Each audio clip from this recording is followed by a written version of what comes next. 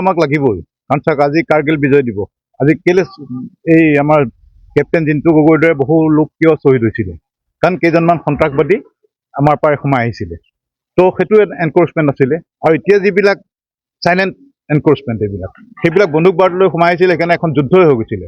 আৰু এইবিলাক যে চাইলেণ্টলি আহি পেলাই গাঁও কি গাঁও তেওঁলোকে দখল কৰে, মাটি হাজাৰ হাজাৰ মাটি দখল কৰে, সেইবিলাকতো বেদখলকাৰী, হাতত অস্ত্ৰ লৈ অহা নাই। কিন্তু আহি পেলাই কি কৰে, আমাৰ এখন গাঁৱত দুজনমান সোমাই পেলাই সিহঁতৰ সংখ্যা বৃদ্ধি হ'ব, আমাৰ লোকসকলৰ ওপৰত অত্যাচাৰ কৰিব, আৰু সেই গাঁওখন তেওঁলোকে দখল কৰে, যিধৰণে নিঘেৰি বিল দখল কৰিছিল, যিধৰণে উৰিয়ামঘাট দখল কৰিছিল। সেইকাৰণে উচ্ছেদ লাগিবই।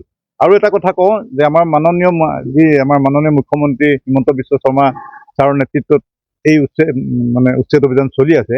অসমত কিন্তু কোনো এজন মুখ্যমন্ত্ৰী নোলাল যি এনেকুৱা সাহস এটা দেখুৱাব পাৰিলে যে বল্ড ষ্টেপ ল'ম, যিমান বিৰোধিতাই নকৰক কিয় সেই উচ্ছেদ কাৰ্য চলাই আছে। এইটো যদি 20-25 বছৰ আগতে কৰিলেহেঁতেন কোনোবা মুখ্যমন্ত্ৰীয়ে, আজি জোৰ কৰি হাত নাপায়গৈ।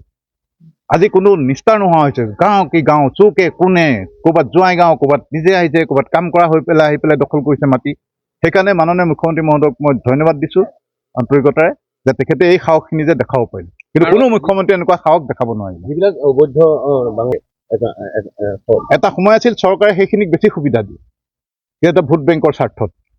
আৰু তাৰপাছতে সেইবিলাক কলনীবিলাক কি হৈছে, এই ড্ৰাগছৰ ঘাটি হৈছে, বন্দুক বাৰুদৰ ঘাটি হৈছে, এটা ক্ৰিমিনেলৰ ঘাটি হৈছে। সেইকাৰণে এইখিনি ফুল ফৰ্মত আৰু ইয়াতকৈ জোৰদাৰকৈ উচ্ছেদ চলাব লাগে। সকলো মই অসমৰ দল বল জাতি ধৰ্ম নিৰ্বিশেষে সকলোকে আহ্বান জনাওঁ যে তেখেতে আমাৰ মুখ্যমন্ত্ৰী মহোদয়ৰ নেতৃত্বত যি এই উচ্ছেদ কাৰ্য চলি আছে, তাত যাতে সকলোৱে আহি পেলাই সকলোৱে মুখ্যমন্ত্ৰীগৰাকীক যাতে সাহস দিয়ে। কালি এক প্ৰকাৰ ভাবুকিয়ে দিছে যিসকল উচ্ছেদকাৰী, যে আমাৰ ঘৰ যদি উচ্ছেদ কৰোঁ তথাপি আমি এই স্থান এৰি নাযাওঁ বুলি এক প্ৰকাৰ ভাবুকি দিছে।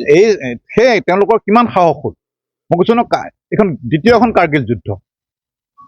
আজি কেইজনমান সন্ত্ৰাসবাদী হওঁতে এখন দেশে যুদ্ধ ঘোষণা কৰিছিলে। তো ইমান লাখ লাখ মানুহ বেলেগৰ পৰা আহি পেলাই ইয়াত সোমাই আছে, সেইটো যুদ্ধ সদৃশ এটা পৰিৱেশ। মিনি বাংলাদেশ বনাই দিছে মানে, সেইটো বহুত কৈ গৈছিল যে অসমখন বাংলাদেশত পৰিণত হ'ব। ময়ো এখন কিতাপ লিখিছিলোঁ, আছাম টুৱাৰ্ডছ ইছলামাইজেশ্যন। সেইটোৱে হ'বলৈ গৈ আছিল যদি এই মাননীয় মুখ্যমন্ত্ৰী মহোদয়ে এই ষ্টেপটো হাতত নল'লেহেঁতেন। এতিয়া আমি দেখিছোঁ যে উৰিয়ামঘাটৰ পৰা এইখিনিত থুপ খাই থাকোঁগৈ বৰ্তমান, ধিং মৈৰাবাৰী এইবিলাকত য'ত তেওঁলোকৰ সংখ্যা বেছি তাতে থাকোঁগৈ। আমাৰ যাতে এইফালে আহি পেলাই তেওঁলোকে ইয়াৰ ডেম'গ্ৰাফিটো সলনি কৰিব নোৱাৰে। উজনি নামনি অসমৰ ডেম'গ্ৰাফিত সিহঁতে শেষ কৰি দিলে, আমি মাইনৰিটিত পৰিণত হ'লোঁ। কিন্তু সেইটোকে হ'বলৈ গৈ আছিল। আজি যদি এই উচ্ছেদ কাৰ্য নচলালেহেঁতেন, 10 বছৰৰ পাছত আমি ইয়াত সংখ্যালঘুলৈ পৰিণত হ'ব। বহু বিঘা মাটি, হাজাৰ হাজাৰ, বহুত বিঘা নাই, হাজাৰ হাজাৰ লাখ বিঘা মাটি। এগৰাকীয়ে বহুত বিঘা আচলতে দখল কৰি পেলাই তেওঁলোকে তামোল বাৰী লগাইছে, পুখুৰী খান্দিছে। সেইটো আচলতে সেই প্ৰশাসনৰ মানুহবিলাকো বিচাৰি আনিব লাগে, কোন প্ৰশাসনৰ দিনত কেতিয়া এইবিলাক হৈছিলে সেইবিলাকো খুচৰিব লাগে। আপুনি সেই উজনি মানে সুৰক্ষিত কৰি ৰাখিবৰ কাৰণে এখন আপুনি কিতাপ লিখিছিলে, য'ত মানে যাতে মিঞা আগ্ৰাসন হ'ব নোৱাৰে উজনি। আজি সেইটোৱে হৈ আছে, আগ্ৰাসন হৈ আছিল। আজি কিন্তু আমাৰ এই উচ্ছেদ কাৰ্যৰ কাৰণে আমাৰ এটা নিৰাপত্তা আমি অনুভৱ কৰিছোঁ।